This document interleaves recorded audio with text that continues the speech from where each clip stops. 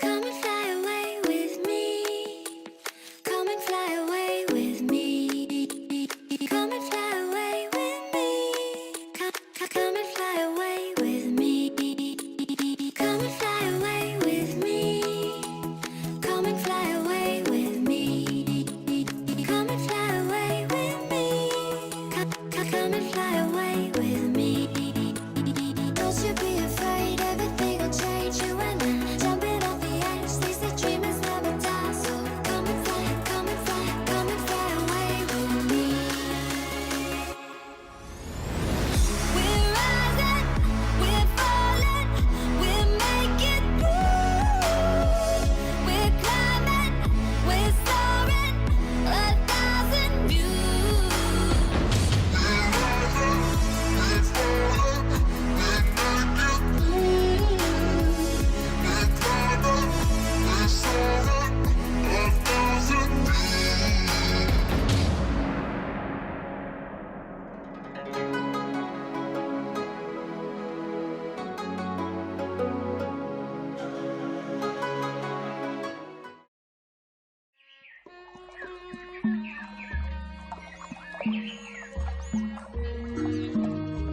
Adat Jawa Tengah atau umum disebut dengan joglo sudah menjadi primadona di kalangan masyarakat pada umumnya. Walaupun sudah jarang dijadikan sebagai tempat tinggal, rumah joglo kini dijadikan sebuah konsep yang amat menarik untuk restoran ataupun hotel. Pengunjung pun bisa merasakan suasana desa di Jawa Tengah pada zaman dahulu kala.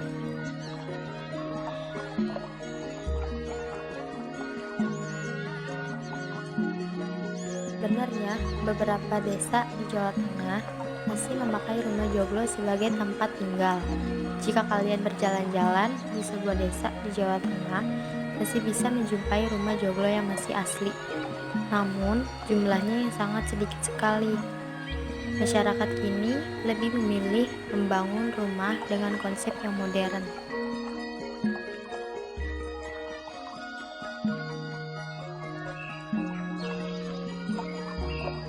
Sekarang, rumah joglo bisa dimiliki oleh berbagai kalangan. Bahan-bahan yang lebih variatif dengan harga terjangkau sudah banyak dijual di pasaran. Hal itu membuat pembuatannya menjadi hemat biaya dibandingkan zaman dahulu-dahulu kala.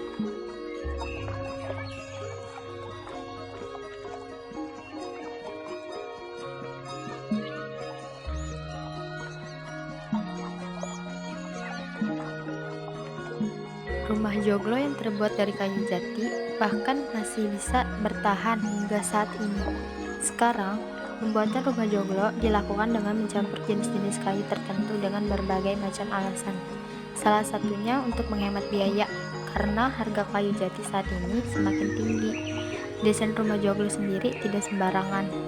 Desain-desain itu sudah mengerucut menjadi beberapa joglo. Nama-nama rumah joglo yaitu Pangrawit, Jompongan, Limasan Lawakan, Kinandu, Mangkurat.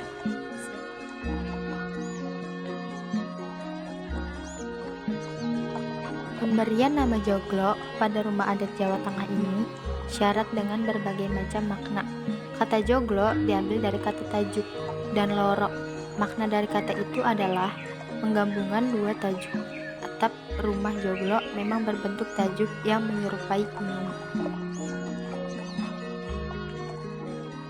Masyarakat Jawa pada umumnya sangat percaya bahwa gunung merupakan sebuah simbol yang sakral. Menurut mereka, gunung adalah tempat tinggal para dewa. Karena halah dua tajuk dipilih sebagai bentuk atap rumah adat Jawa Tengah. Atap rumah joglo disangga dengan 4 pilar utama yang disebut saka guru. Pilar-pilar itu adalah representasi dari arah mata angin, yaitu timur, selatan, utara, dan barat. Rumah joglo terdiri atas 3 bagian, yaitu bagian depan, pendapa, tengah, perenggitan, ruang utama, dalam. Dalam pembagian rumah ini, ada prinsip hierarki yang amat unik. Bagian depan bersifat umum dan bagian belakang bersifat khusus. Akses orang yang bisa masuk ke dalam ruangan akan berbeda-beda.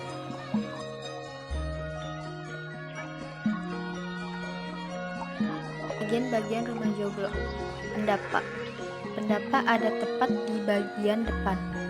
Hal ini menunjukkan bahwa sifat orang Jawa yang ramah dan terbuka. Supaya tamu bisa duduk, umumnya pendapa dilengkapi dengan tikar. Penggunaan tikar dimaksudkan agar tidak ada terjadi kesenjangan antara tamu dan pemilik rumah. Ringgitan. Bagian ini merupakan tempat di mana pagelaran pertunjukan wayang diadakan. Umumnya dipakai saat upacara ruatan. Di sini, pemilik rumah juga menyimbolkan diri sebagai Dewi Sri. Dewi Sri merupakan dewi yang dianggap sebagai sumber dari segala kehidupan, kesuburan, dan juga kebahagiaan. Dalam atau ruang utama keluarga. Di sini ada kamar-kamar yang disebut sentong. Zaman dulu, sentong hanya dibuat 3 bilik saja. Kamar pertama untuk keluarga laki-laki, kamar kedua dikosongkan, dan kamar ketiga untuk keluarga perempuan. Mengapa kamar kedua dikosongkan? Kamar kedua yang disebut dengan kerobongan.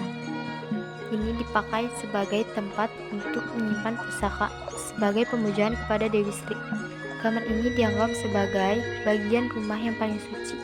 Walaupun kamar ini dikosongkan, kamar ini tetap diisi lengkap dengan tempat tidur dan perlengkapannya. Harapan saya, dengan adanya anjungan rumah adat Joglo ini, masyarakat menjadi lebih tahu tentang rumah-rumah adat di Indonesia dan bisa menjaga lalu melestarikannya.